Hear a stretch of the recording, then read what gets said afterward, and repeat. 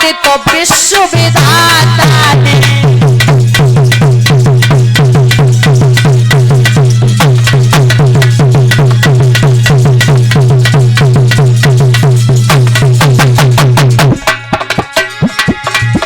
बस सावधान, बस सावधान,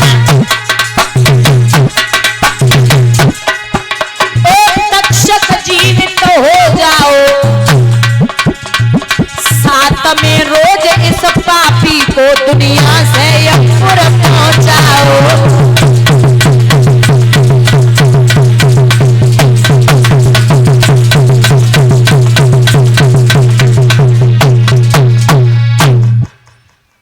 कहा है कि इसे 7 में दिन तक शकट लेगा। आए पिता के गले से सर्प निकाला, लोम शशि बोले कि बेटा तुमने श्राप तो नहीं दे दिया? जवाब दिया, पिताजी मैं राजा को श्राप दे चुका हूं, उसे 7वें दिन यही तक्षक डसेगा। बोले तुम बावरे रह गए हो, उसकी कोई गलती नहीं है, उसके सिर पर कलयुग विराजमान था। परीक्षित को पता चला कि मेरी मृत्यु हो जाएगी 7वें दिन, तो बड़े प्रसन्न हुए, क्योंकि आज दिन तक किसी को पता नहीं चला कि हमारी मौत कब आएगी, और यहां तो 7 दिन पहले ही पता चल गया कि मृत्यु कब है। कहते हैं भैया भागवत के 7 ही अक्षर हैं, 7 ही दुनिया में महाद्वीप हैं, 7 ही समुद्र हैं, 7 ही भामरे पड़ती हैं। परीक्षित को 7 ही दिन का श्राप लगा और 7 ही दिन परीक्षित को कथा सुनाई गई।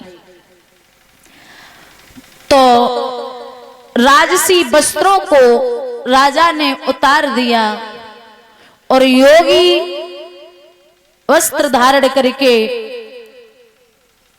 जब चले हैं, हर हर गंगा के किनारे पहुंचे। 88,000 ऋषि एकत्रित हैं, व्यास भगवान भी आ गए, लेकिन ऐसा कोई नहीं है जो परीक्षित को 7 दिन कथा सुना सके। तो आज आवाज लगाई है परीक्षित ने, भैया किसी दिन खाक के अंदर हमें भी घर बनाना है,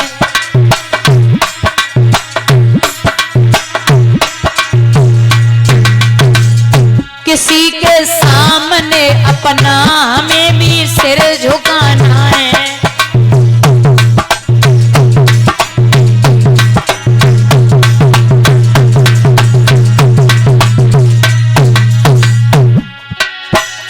बहुत पाला बहुत धोया, समझ कर देह को अपना, मगर अफसोस भारी है, एक दिन छूट जाना है।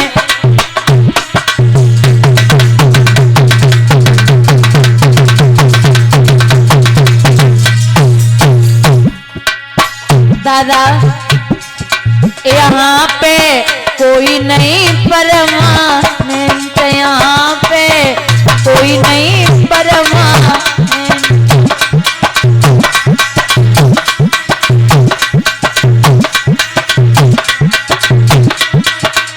लला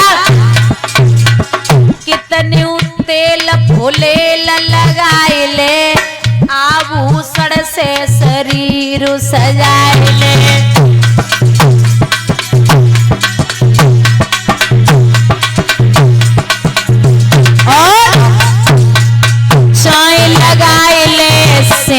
यहाँ पे कोई नहीं परमानेंट।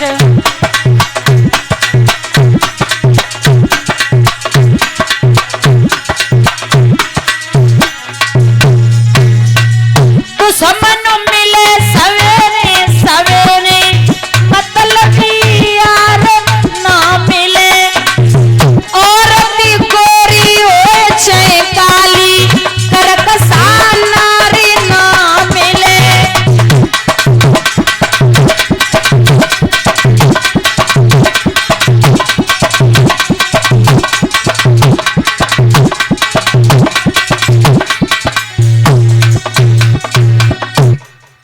भैया आज बाई समय पे सब इकट्ठे हैं, सब एकत्रित हैं। इतने में क्या देखा, इतने में सुखदेव जी छिटकाए थे केस, जा पहुंचे उस भूमि पर लिए दिगंबर भेष।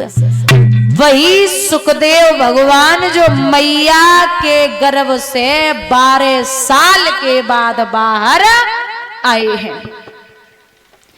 सुखदेव भगवान, क्योंकि एक समय भगवान भोले बाबा से मैया पार्वती ने जिद की कि महाराज मुझे सब लोग कहते हैं कि तुम्हें अमर कथा आती है, आप हमें अमर कथा सुना दीजिए।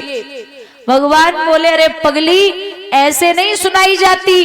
फिर बोले उसे सुनाने के लिए आपको नियंत्रण होके, एकाग्रचित होके बैठना पड़ेगा, और तुम कहीं धोखे से सो गई तो सब गड़बड़ हो जाएगा।